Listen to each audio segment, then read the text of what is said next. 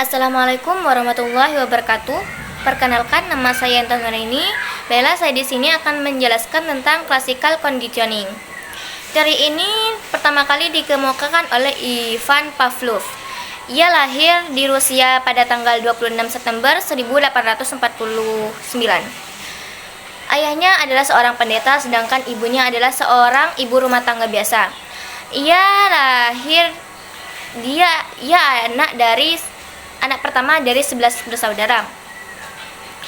Classical conditioning itu sendiri adalah model pembelajaran yang menggunakan stimulus untuk membangkitkan rangsangan secara alamiah melalui stimulus lain.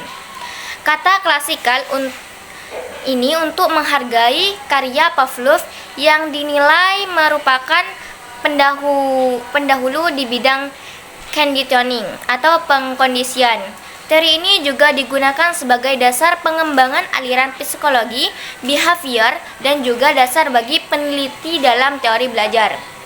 Untuk menciptakan suatu kondisi baru atau melakukan suatu pengkondisian dibutuhkan 3 unsur. Yang pertama, unconditioned stimulus, yaitu stimulus yang tidak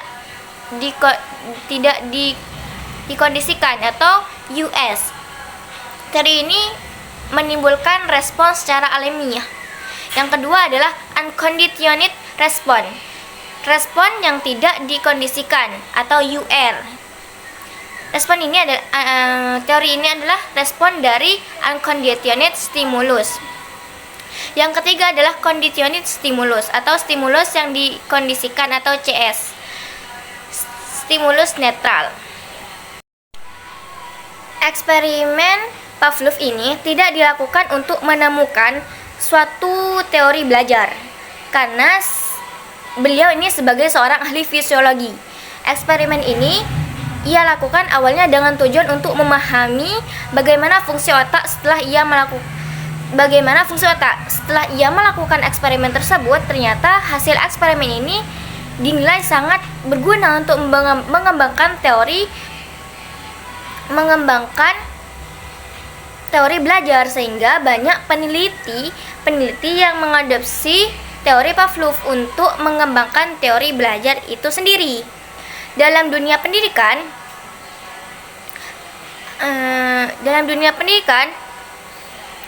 penerapan teori klasikal ini sendiri digunakan untuk merubah perilaku maladaptif menjadi perilaku adaptif.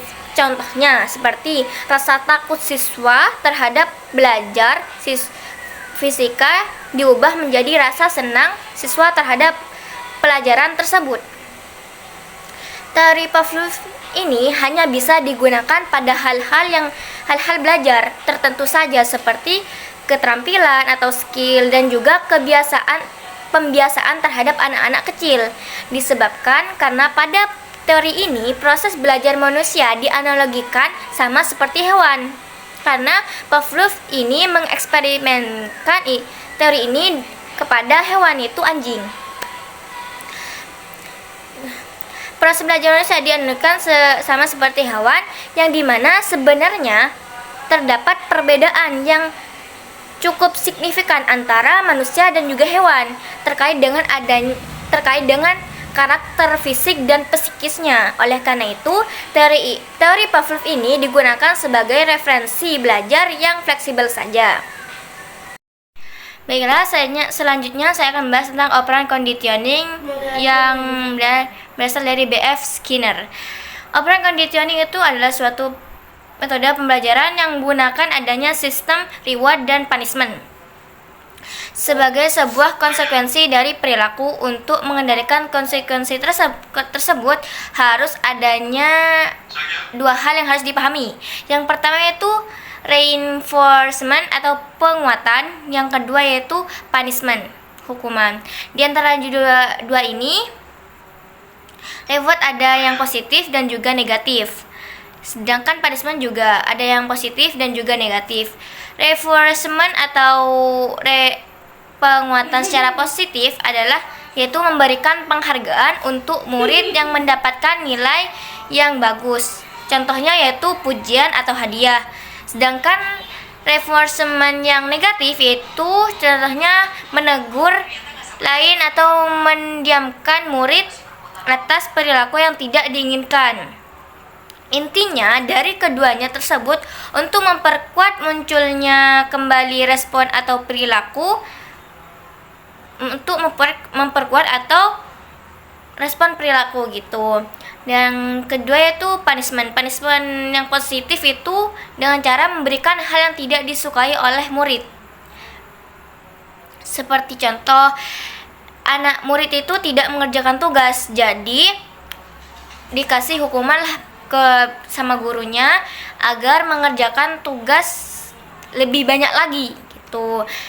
Yang punishment negatif itu yaitu menghilangkan atau mencabut hal yang tidak disukai oleh pendidik. Contohnya, seorang murid sedang bermain game saat pelajaran, jadi guru itu mengambil HP tersebut gitu. Intinya untuk punishment ini untuk melemahkan munculnya perilaku atau respon.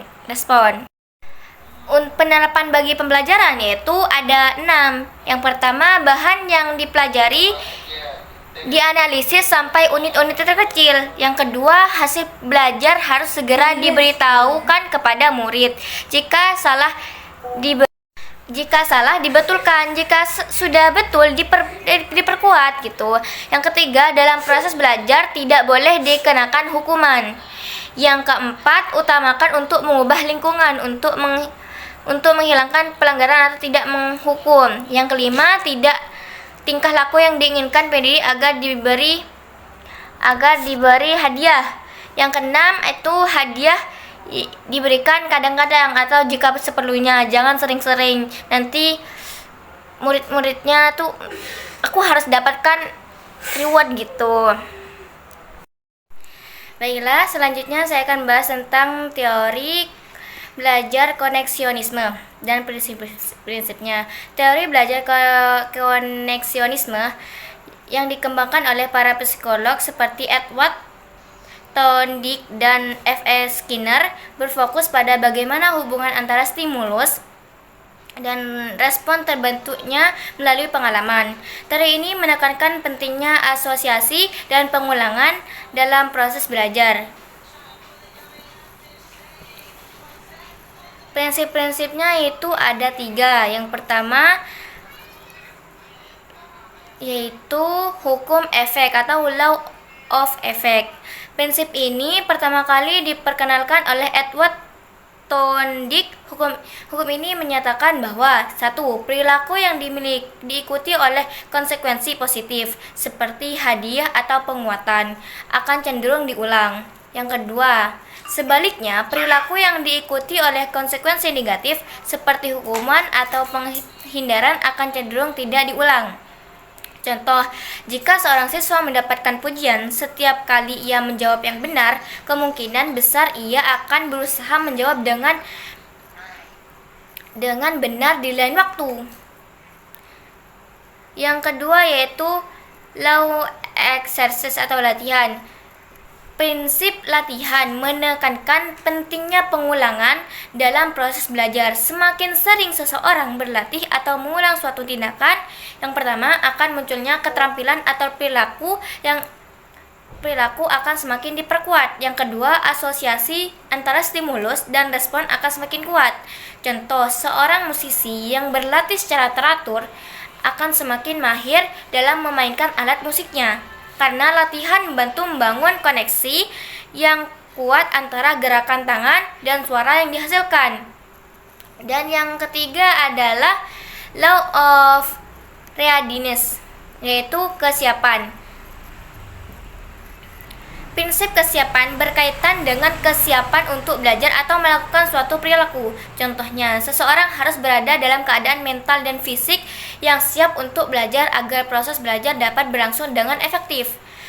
Yang kedua, kesiapan ini bisa dipengaruhi oleh berbagai faktor, termasuk motivasi, minat, konteks situasi. Contoh, seorang anak yang sudah memahami dasar-dasar matematika akan lebih siap untuk belajar konsep yang lebih kompleks seperti aljabar.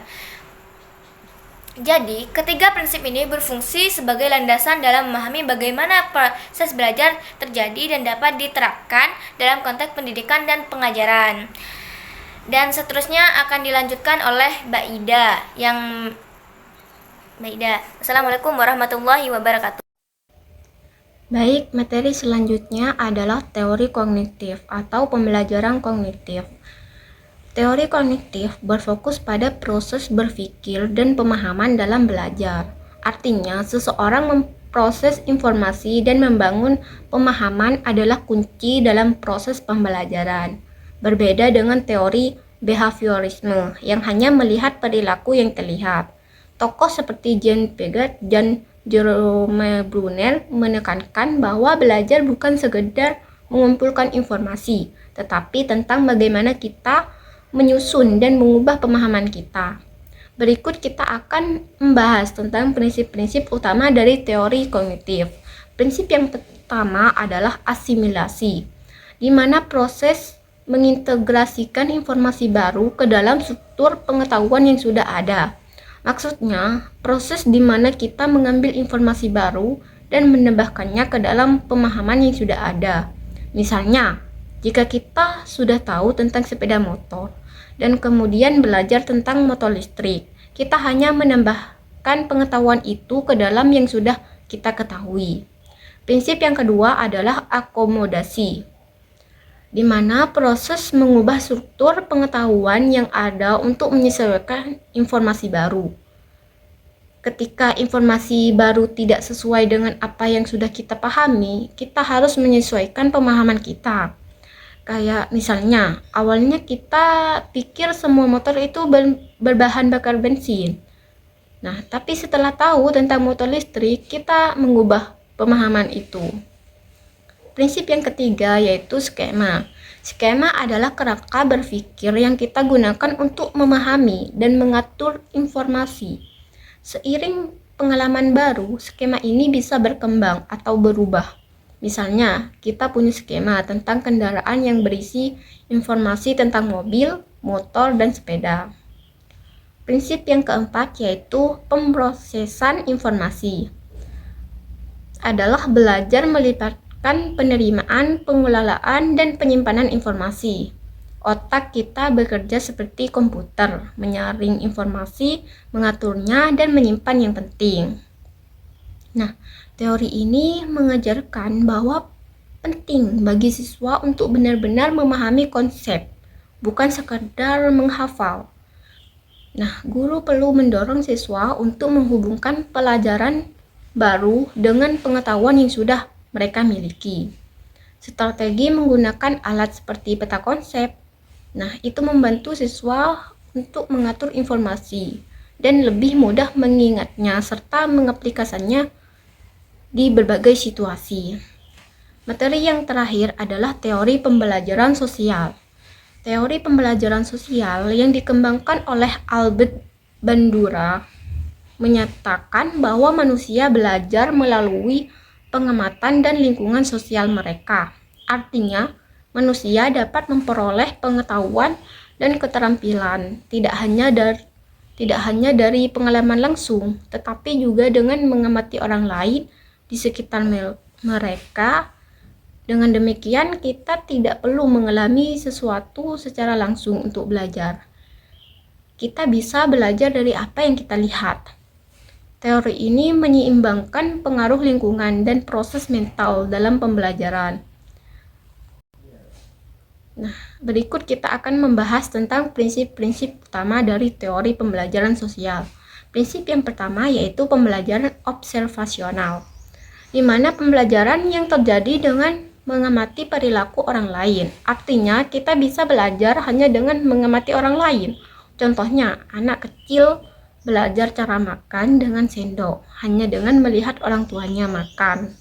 Prinsip yang kedua, modeling, yaitu meniru perilaku yang diamati. Misalnya, jika kita melihat teman kita belajar dengan rajin, nah, kita mungkin akan menirunya. Prinsip yang ketiga yaitu vicarious reinforcement atau penguatan tidak langsung, yaitu individu belajar dari konsekuensi yang dialami oleh orang lain. Artinya, kita bisa belajar dengan melihat orang lain menerima penghargaan atau hukuman. Contohnya, jika teman kita dihargai karena mengerjakan tugas dengan baik, kita jadi termotivasi untuk melakukan hal yang sama. Dan prinsip yang terakhir yaitu self-efficacy atau efikasi diri, yaitu keyakinan individu pada kemampuannya untuk melakukan tindakan tertentu yang dapat menghasilkan hasil yang diinginkan. Artinya, prinsip ini menekankan pentingnya kepercayaan diri kita dalam kemampuan untuk menyelesaikan tugas. Misalnya, jika kita percaya bahwa kita bisa menyelesaikan soal matematika, nah kita akan lebih semangat mencobanya. Nah, sekian dari saya. Wassalamualaikum warahmatullahi wabarakatuh.